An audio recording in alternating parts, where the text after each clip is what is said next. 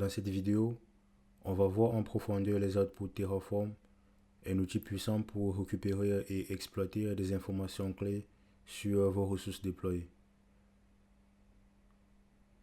Nous allons voir comment définir des outputs dans un fichier output.tf pour extraire les informations comme les ID et les adresses IP publiques des instances EC2. Nous verrons également comment utiliser ces outputs pour faciliter la gestion, le débogage et l'intégration avec d'autres outils.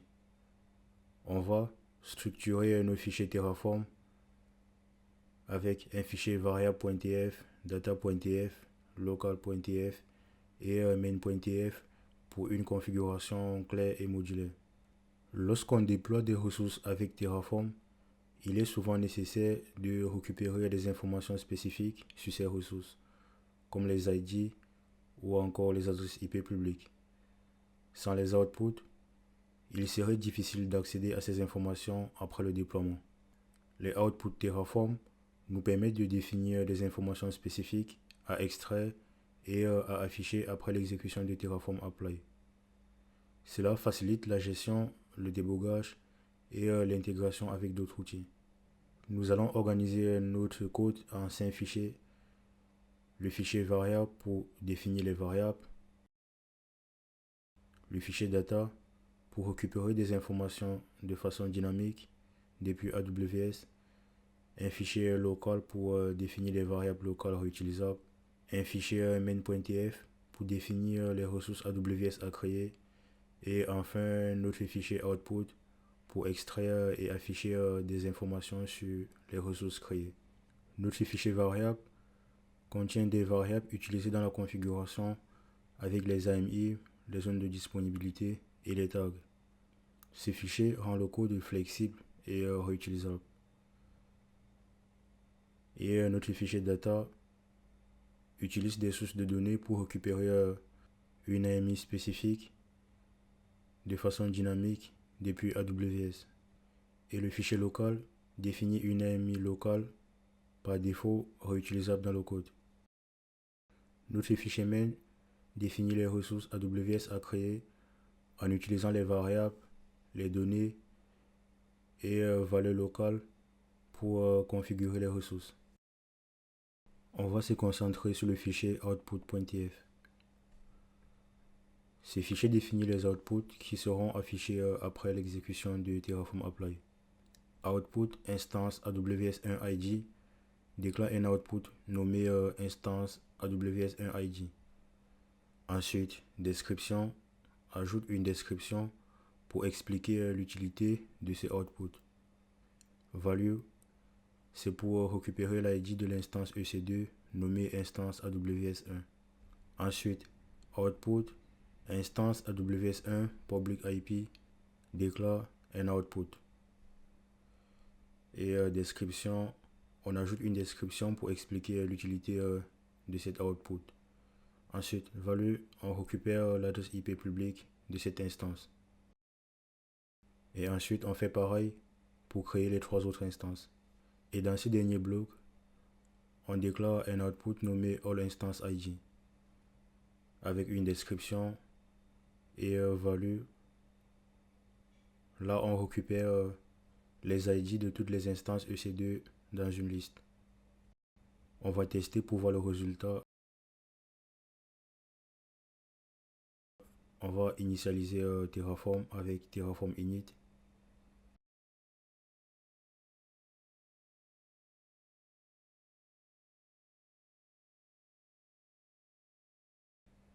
Ensuite, on va exécuter la commande Terraform validate. Cette commande vérifie que la syntaxe et la structure des fichiers Terraform sont correctes. Elle s'assure que les variables, les ressources et les modules sont correctement définis. Et la commande ne déploie aucune ressource, mais elle garantit que la configuration est prête pour les étapes suivantes. Là, on a un success, ça signifie que la configuration est valide. Cette commande permet de détecter les erreurs de syntaxe ou de configuration avant d'exécuter Terraform Plan ou Terraform Apply. Elle est essentielle pour éviter les erreurs lors du déploiement. Maintenant que notre configuration est validée, on va créer un plan d'exécution avec la commande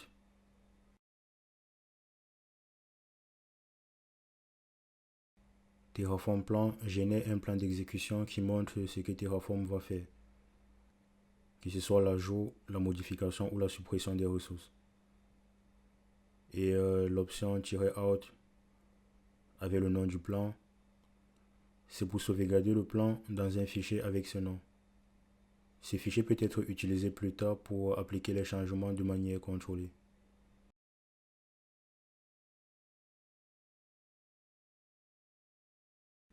À présent que nous avons un plan sauvegardé, on va l'appliquer avec la commande Terraform apply. Cette commande va appliquer les changements décrits dans notre fichier plan.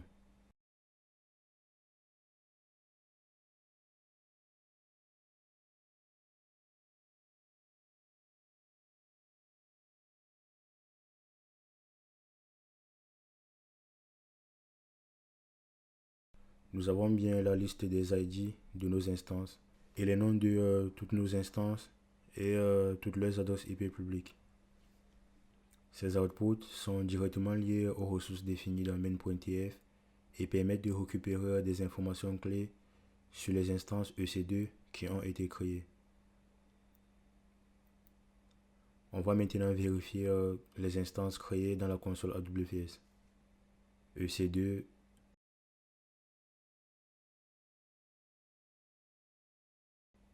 instance.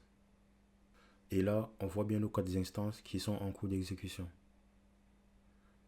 Les ID et les adresses IP publiques correspondent bien à ceux affichés dans les outputs Terraform.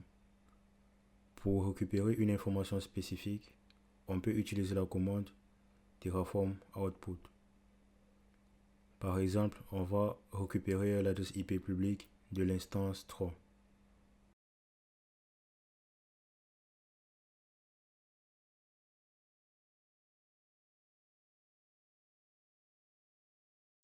Terraform output affiche la valeur d'un output spécifique.